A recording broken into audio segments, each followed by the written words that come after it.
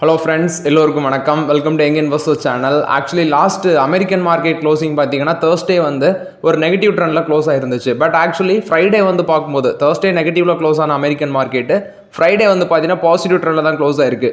Tau Jones வந்து 1.5% positive, கிட்டத்தட்ட 674 points பாசிட்டிவ்ல close ஆயிருக்கு. 41,488 பாயிண்ட்ஸில் க்ளோஸ் ஆயிருக்கு. நாஸ்டாக் 451 பாயிண்ட்ஸில் க்ளோஸ் ஆயிருக்கு. 1,17,754 பாயிண்ட்ஸில் க்ளோஸ் ஆயிருக்கு நாஸ்டாக். S&P 500 பார்க்கும்போது 117 பாயிண்ட்ஸ் பாசிட்டிவ், 2.13% பாசிட்டிவ்ல க்ளோஸ் ஆயிருக்கு. S&P 500 117 பாயிண்ட்ஸ் பாசிட்டிவ், 5,638 பாயிண்ட்ஸில் க்ளோஸ் ஆயிருக்கு. ஸோ ஓவர்லாட்டு அதாவது ஃப்ரைடே க்ளோசிங் அமெரிக்கன் மார்க்கெட் நல்லா இருக்கு.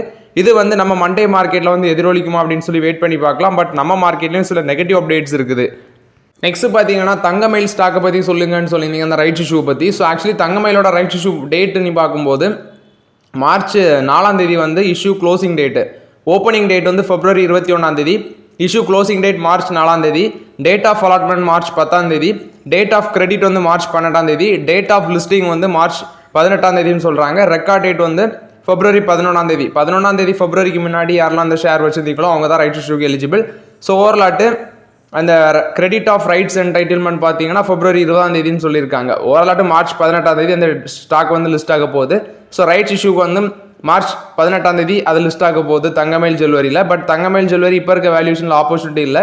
ஸோ ரைட்ஸ் இஷ்யூவை பற்றி நீங்கள் கேட்டிருந்தீங்க, அதனால வந்து நான் அப்டேட் பண்ணுறேன். Next Varun beverages. Actually Varun பெவரேஜஸும் பார்த்தீங்கன்னா ஸ்டாக் வந்து 488 க்ளோஸ் ஆயிருக்குது. 2.5% பாசிட்டிவ்ல சம்திங் க்ளோஸ் ஆச்சு. ஸோ பெப்சிகோவோட பிஸ்னஸ் தான் அந்த வருண் பெவரேஜஸ். இவங்க ஒரு நல்ல பிஸ்னஸ், பெப்சிகோட ஃப்ரான்ச்சைஸ் பிராண்ட் பண்ணிட்டு இருக்காங்க இந்தியாவில். நல்ல பிஸ்னஸ் மாடல், நல்ல ப்ராஃபிட்டு. பட் எனக்கு தெரிஞ்சு இப்போ இருக்க வேல்யூஷனில் இதை டச் பண்ண முடியாது. பட் நிறைய பேர் என்ன பண்ணுவாங்கன்னா ஒரு ஷார்ட் டைமுக்கு இந்த சம்மர் டைமில் வந்து இதை வாய்ப்பாக பார்ப்பாங்க, இந்த பெவரேஜஸ் கம்பெனி. அதில் Varun beverages one of the best company.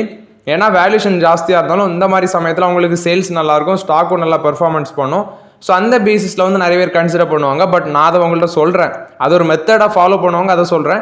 But நான் வந்து வாங்க சொல்லலை, ஏன்னா வேல்யூஷன் ஜாஸ்தி, நல்ல பிஸ்னஸ், எல்லாம் ஓகே. பட் இந்த சுச்சுவேஷனில் இந்த ஸ்டாக்கை கன்சிடர் பண்ணோம்னா இதான் ஒரு வாய்ப்பு. பட் சம்மர் டைமுக்கு அப்புறம் வந்து அது வந்து மேபி டவுன் ட்ரெண்டும் வரலாம். ஸோ இந்த பிரில்லியன்ட் பீப்புள்ஸ் வந்து இந்த ட்ரிக்கை ஃபாலோ பண்ணுவாங்க, அதை உங்கள்கிட்ட சொல்கிறேன். ஸோ மார்க்கெட் கேப்லேஷன் 1,65,000 கோடிக்கிட்ட இருக்குது. கரண்ட் மார்க்கெட் ப்ரைஸ் 484 இருக்குது. லோன் பார்க்கும்போது 419, ஹைனி பார்க்கும்போது 683 இருக்குது. ஸ்டாக் பி பார்க்கும்போது 62 இருக்குது. புக் வேல்யூ 49 இருக்குது. ஓவர் வேல்யூடாக இருக்குது, அதனால் இப்போதைக்கு டச் பண்ண முடியாது. நெக்ஸ்ட் லான்சர் கண்டெய்னர், அந்த ஸ்டாக்கை பற்றியும் கேட்டிருக்கீங்க. இதெல்லாம் ஒரு ஸ்மால் கேப். மொத்தமே மார்க்கெட் கேப்லேஷன் 426 கோடி தான் இருக்குது. பி ரேஷியோ 7 இருந்தாலுமே இந்த கம்பெனியோட பீக் லெவல்னு பார்க்கும்போது 79 ரூபாலேருந்து இந்த ரேஞ்சுக்கு வந்து விழுந்திருக்குன்னா இந்த ஸ்டாக்ல ஏதோ ப்ராப்ளம் இருக்குன்னு தான் அர்த்தம். ஸோ இதெல்லாமே பார்த்தீங்கன்னா 1000 கோடிக்குள்ள, அதாவது 500 கோடிக்குள்ள மார்க்கெட் கேபிட்டல் இருக்கிற கம்பெனி. இதெல்லாம் நம்ம தொடவே முடியாது. ஆக்சுவலி இந்த லான்சர் கண்டெய்னர் என்ன பிஸ்னஸில் இருக்கிறாங்கன்னு பார்க்கும்போது shipping, logistic service, India and abroad அங்கெல்லாம் இருக்கிறாங்க. ஸோ கம்பெனி வந்து கடனை குறைச்சிருக்காங்க. ஸ்டாக் வந்து புக் வேல்யூவோட 0.89 டைம்ஸ் ட்ரேட் ஆகுது. ப்ளஸ் குட் ரிட்டர்ன்ஸும் கொடுத்துருக்கு. லாஸ்ட் இயர்ஸ் பார்க்கும்போது 29.0% அந்த ரேஞ்சில் ரிட்டர்ன்ஸ் கொடுத்துருக்கு. ப்ரொமோட்டர் ஹோல்டிங்கும் லாஸ்ட் குவார்ட்டரில் 2.78% இன்க்ரீஸ் ஆயிருக்குன்னு சொல்கிறாங்க. பட் ரிப்பீட்டடாக ப்ராஃபிட் பண்ணாலும் டிவிடெண்ட் கிடையாது. இன்ட்ரெஸ்ட் காஸ்ட் வந்து கேபிட்டலைஸ் பண்ணியிருக்கிறாங்க. அதர் இன்கம்ல தான் 17 கோடி ஏர்ன் பண்ணுறாங்க அப்படின்னு சொல்கிறாங்க. ப்ரொமோட்டர் ஹோல்டிங் லாஸ்ட் 3 இயர்ஸில் வந்து 26.5% டிக்ரீஸ் ஆயிருக்கு. இது லான்சர் கண்டெய்னரை நீங்கள் கேட்டிருந்தீங்க, அதனால் அதோட டீட்டெயில்ஸ் உங்கள்கிட்ட அப்டேட் பண்ணுறேன். Next Muthoot finance. ஆக்சுவலி இந்த ஸ்டாக் மண்டே ஃபோக்கஸில் இருக்கும். ரீசன் பார்க்கும்போது அசட் அண்டர் மேனேஜ்மெண்ட், எங்களோட கோல்ட் லோனோட அசட் அண்டர் மேனேஜ்மெண்ட் 1 லட்சம் கோடியை தாண்டி இருக்கு அப்படின்னு சொல்கிறாங்க. அது மட்டும் இல்லாமல் முத்தூட் ஃபைனான்ஸோட சப்சிடரியோட சிஇஓ வந்து முத்தூட் ஏதோ கேபிட்டல் நினைக்கிறேன், அதோட சிஇஓ வந்து ஏதோ முறைகேட்டில் ஈடுபட்டிருக்காங்க அப்படின்னு சொல்லி அது வந்து ஒரு 2-3 வீடியோக்கு முன்னாடி நான் அப்டேட் பண்ணியிருந்தேன். ஸோ அதுவும் பார்த்தீங்கன்னா மார்க்கெட்டில் இம்பாக்ட் ஆகும். பட் ஆக்சுவலி அது வந்து முத்தூட் ஃபினான்ஸோட சப்சிடரியோட சிஇஓ தான் அந்த மாதிரி விஷயத்தில் ஈடுபட்டது. ஸோ இப்போ எங்களோட கோல்ட் லோன் பிஸ்னஸோட அசட் அண்டர் மேனேஜ்மெண்ட் 1 லட்சம் கோடியை தாண்டி இருக்குன்னு சொல்கிறாங்க. டிசம்பர் குவார்ட்டரில் எங்களோட asset under management gold loan பிஸ்னஸுக்கு 92,964 கோடியாக இருந்துச்சு. இயர் பேசிஸில் 34%, குவார்டர் அண்ட் குவார்டர் பேசிஸில் 7% வளர்ச்சி அடைஞ்சிருந்துச்சு. இது போக முத்தூட் ஃபைனான்ஸில் டிசம்பர் குவார்ட்டரில் ஓவரால் அசட் அண்டர் மேனேஜ்மெண்ட் 37% வளர்ச்சி அடைஞ்சிருக்குன்னு சொல்கிறாங்க. ஸோ இப்போ வந்து பார்த்தீங்கன்னா கோல்ட் லோன் பிஸ்னஸில் நாங்கள் 1 லட்சம் கோடியை தாண்டி இருக்கிறோன்னு சொல்கிறாங்க. முத்தூட்டோட இன்சூரன்ஸ் புரோக்கர்ஸ், அதாவது அவங்களோட சப்சிடரியாக இருக்கிற அந்த கம்பெனி, அதோட சிஇஓ, நெக்ஸ்ட் வந்து அதர் எம்ப்ளாயிஸ் வந்து சேர்ந்து ஒரு 11.92 crores வந்து ஃப்ராட் பண்ணியிருக்காங்க அப்படின்னு சொல்லி ஏப்ரல் 2023 டு நவம்பர் 2024 இந்த காலகட்டத்தில் இது வந்து கண்டுபிடிச்சிருக்காங்க. ஸோ மேபி இதுவும் மார்க்கெட்டில் இம்பாக்ட் ஆகலாம். கோல்ட் லோன் பிஸ்னஸும் அவங்களுக்கு நல்லா பண்ணியிருக்குது. பட் எனக்கு தெரிஞ்சு கோல்ட் லோன் பிஸ்னஸ் நல்லா பண்ணதான் இம்பாக்ட் ஆகும். ஏன்னா அது அவங்களோட சப்சிடரி தான், அது பெருசாக இம்பாக்ட் ஆகாதுன்னு தான் நினைக்கிறேன். நெக்ஸ்ட் வோல்டாஸ் கொடுத்த அப்டேட்டு. ஸோ வோல்டாஸ் வந்து பார்த்தீங்கன்னா துபாய், அபுதாபி அங்கே வந்து இவங்களோட பிரான்ச்சஸை ட்ரான்ஸ்ஃபர் பண்ணுறாங்க. ஸோ ஒரு பிரான்ச்சு 45 கோடிக்கும், இன்னொரு பிரான்ச்சு 70 கோடிக்கும். ஸோ இது வந்து Dubai, Abu Dhabi. Universal MEP contracting LLC அங்கே தான் ட்ரான்ஸ்ஃபர் பண்ணுறாங்க அந்த கம்பெனிக்கு. ஸோ இது வந்து wholly owned subsidiary of universal MEP project private limited. சிங்கப்பூரோட step down wholly owned subsidiary of Voltas ஆட்டு இனி இவங்க இருப்பாங்க அப்படின்னு சொல்கிறாங்க. சிங்கப்பூரோட ஹோலி ஓன் சப்சிடரி ஆஃப் வோல்டாஸோட சப்சிடரி ஆட்டு இவங்க இருப்பாங்க அப்படின்னு சொல்கிறாங்க. இது வோல்டாஸ் கொடுத்த அப்டேட். ஓவரால் ஆட்டு ஏசி கம்பெனி இப்போ வந்து இனி எல்லாமே ப்ராஃபிட்டபுளாக இருக்கும். ஏன்னா சேல்ஸு பிச்சுக்கிட்டு போகும். ஆனால் என்ன ஒரு அப்டேட்னா அந்த ஏசிக்கு தான் தட்டுப்பாடு வரும்னு சொல்கிறாங்க. மேபி ப்ரைஸ் வந்து இன்க்ரீஸ் ஆகலாம், ஏன்னா ஸ்பேர் பார்ட்ஸுக்கு தட்டுப்பாடுன்னு சொல்கிறாங்க. இண்டஸ்இண்ட் பேங்க்கில் வந்து அப்டேட்டு. ஆர்பிஐ வந்து பார்த்தீங்கன்னா ஆடிட் பண்ணுறாங்க இண்டஸ்இண்ட் பேங்க்கில். ஸோ அதில் வந்து ஃபினான்ஷியல் ஹெல்த் வந்து ஸ்டேபிளாக தான் இருக்குது. டெபாசிட்டர்ஸ் யாருமே பேனிக் ஆக வேண்டாம் அப்படின்னு சொல்கிறாங்க. கேபிட்டல் அடிக்யூசி ரேஷியோ 16.46% இருக்குது. ப்ரொவிஷன் கவரேஜ் ரேஷியோ 70.20% இருக்குது. லிக்விடிட்டி கவரேஜ் ரேஷியோ 113% இருக்குன்னு சொல்கிறாங்க March 9, 2025 கணக்குப்படி. ஸோ ஆனால் வந்து ரெகுலேட்டரி ரிக்யூர்மெண்ட் வந்து 100% இருக்குன்னு சொல்லியிருக்காங்க. அதாவது ரெகுலேட்டரி ரிக்யூர்மெண்ட்டை விட அதிகமாக இருக்குது இந்த liquidity coverage ratio. Regulatory requirement வந்து 100% தான், பட் அதை விட அதிகமாக இருக்குது லிக்விட் கவரேஜ் ரேஷியோன்னு சொல்கிறாங்க. இது வந்து இண்டஸ்இண்ட் பேங்க்கில் வந்து ஆர்பிஐ வந்து ஆடிட் பண்ணியிருக்காங்க. அதை தான் வந்து இவங்க அப்டேட் பண்ணியிருக்காங்க.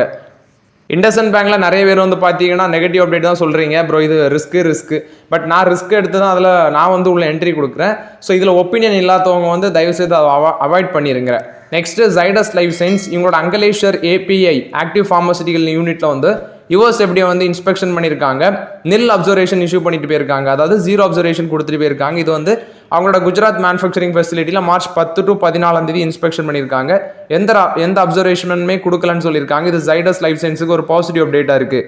ஷில்பா மெடிக்கேர் இவங்களுக்கும் இதே தான். அவங்களோட ராய்ச்சூர் யூனிட்ல வந்து யுஎஸ்எஃப்டி இன்ஸ்பெக்ஷன் பண்ணியிருக்காங்க. அவங்களோட wholly owned subsidiary Shilpa pharma life sciences limited unit 2 ஃபெசிலிட்டியில் இன்ஸ்பெக்ஷன் பண்ணியிருக்காங்க. 0 அப்சர்வேஷன் கொடுத்துருக்காங்க. இதுவும் March 10 to 14 ஃபார்ம் 483 வந்து எந்த அப்சர்வேஷனுமே இஷ்யூ பண்ணலான்னு சொல்கிறாங்க. இது வந்து ஷில்பா மெடிக்கேரை பொறுத்த வரைக்கும் பாசிட்டிவ் அப்டேட்டு. நெக்ஸ்ட் வந்து பார்த்தீங்கன்னா 2 வீலர் அண்ட் 3 வீலர் மேனுஃபேக்சர் பண்ணுற கம்பெனி தான் டிவிஎஸ் மோட்டார். இவங்க வந்து பெட்ரோனாஸ் லூப்ரிகன்ட்ஸ் இன்டர்நேஷனல் இவங்களுக்கு கூட பார்ட்னர்ஷிப்பில் இருக்கிறாங்க. ஸோ இந்த பார்ட்னர்ஷிப் வந்து நாங்கள் எக்ஸ்டெண்ட் பண்ணுறோம் அப்படின்னு சொல்லி டிவிஎஸ் மோட்டார் தரப்புல வந்து அப்டேட் கொடுக்குறாங்க. இது வந்து பார்த்தீங்கன்னா ஸ்பான்சர்ஷிப் பார்ட்னர்ஷிப். ஆக்சுவலி இதை வந்து இன்னும் 3 இயர்ஸுக்கு வந்து நாங்கள் எக்ஸ்டென்ஷன் பண்ணுறோம் அப்படின்னு சொல்லி அப்டேட் கொடுக்குறாங்க. ஓவரால் இது வந்து டிவிஎஸ் மோட்டார் கொடுத்த ஒரு பாசிட்டிவ் அப்டேட்டாக இருக்குது. நெக்ஸ்ட் கேபிஐடி டெக்னாலஜிஸ் கொடுத்த அப்டேட்டு. இவங்களுக்கு வந்து பார்த்தீங்கன்னா குவால்காம் வந்து இவங்களோட ஜாயின்ட் வெஞ்சூரில் வரதுனால ஒரு 10 மில்லியன் யூரோ வந்து இவங்களுக்கு இன்வெஸ்ட்மெண்ட் வரலாம் அப்படின்னு சொல்கிறாங்க. என்ன அப்படின்னு சொல்லி பார்க்கும்போது கேபிஐடி டெக்னாலஜிஸும் அடுத்தது வந்து பார்த்தீங்கன்னா இன்னொரு கம்பெனி இசெட்டப் ஃப்ரைட் ரிச் ஷாஃபன் ஏஜி இந்த 2 கம்பெனியும் சேர்ந்து இது ஜாயின்ட் வெஞ்சர் வச்சு பில்ட் பண்ண கம்பெனி தான் குவாரிக்ஸ். அப்படி குவாரிக்ஸ் ஜிஎம்பிஹெச்னு சொல்கிறாங்க. இந்த ஜாயின்ட் வெஞ்சர் கம்பெனியில் 100% சப்சிடியாட் இருக்கிறது இவங்க KPIT technology.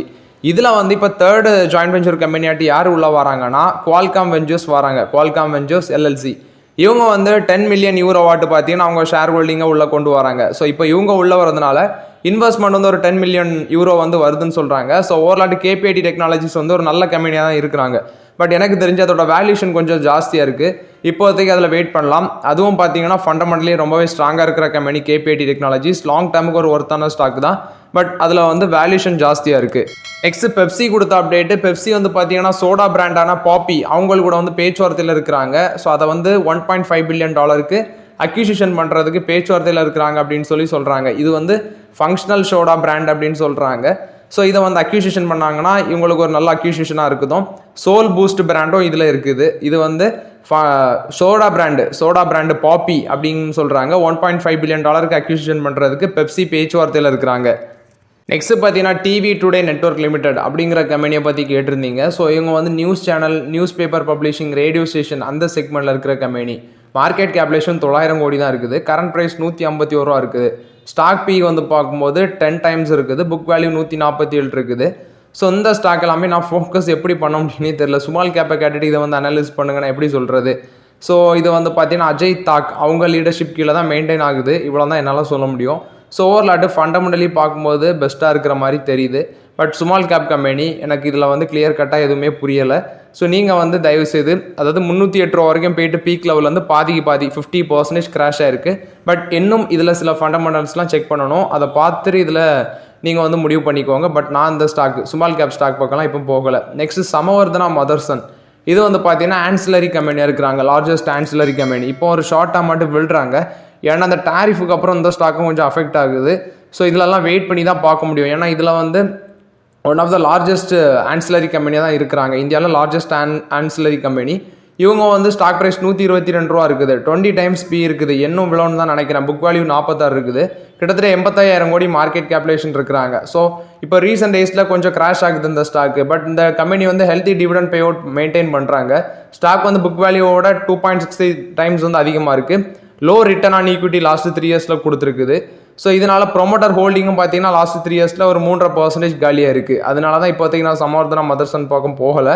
Motherson Sumi wiring consider பண்ணேன். அது ஒரு ஸ்டாக்குக்கு 15 ரூபா எனக்கு லாஸு. நானே அதை வச்சுட்டு இப்போ சும்மா இருக்கிறேன்.